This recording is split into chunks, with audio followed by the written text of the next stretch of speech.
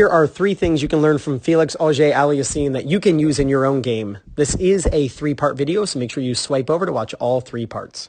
So the first thing is I want you to notice his early racket prep. Now, it's not super early like Serena or Venus or David Goffin on his forehand, but I just want you to notice that as the ball is bouncing, his racket is behind him.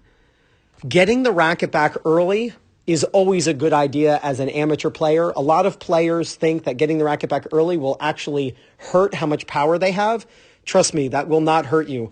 The backhand that Felix hits right here goes 88 miles an hour. It was an unbelievable shot. Get your racket back early. It's always better to be early than late. Check out this view right here. The ball's bouncing right now. You can see that his racket is in the back. It actually kind of chills out right there. Then he drops and then he smokes this winner cross court. So the second idea are the checkpoints. I'm always talking about the 6 checkpoints on a 2-handed backhand. So here you got the ready position. That's checkpoint 1. Taking the racket back around head level, about 180 degrees behind you, as we can see here, is checkpoint 2. Checkpoint number 3 is when the racket drops. So watch his racket drop down below contact. Look at his racket drop down. This checkpoint number 3. And the racket should close at this point. Right now, his racket is tilted slightly closed. That's going to help checkpoint 4, which is the contact point. By having your racket closed just before contact, that helps your strings face forward toward your target at the contact point. That's checkpoint number 4.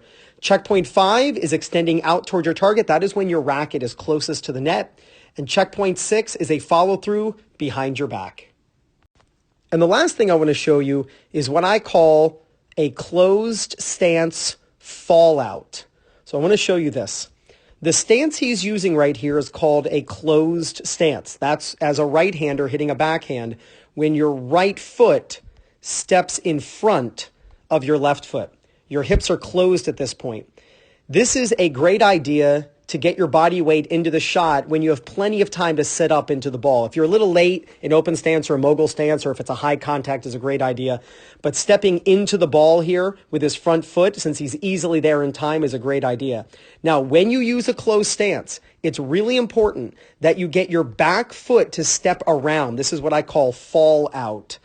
You want to finish closed stance in an open stance, just like this. Here we can see the same idea. He steps across, closed stance, he hits and he unwinds into this ball and falls out onto his left.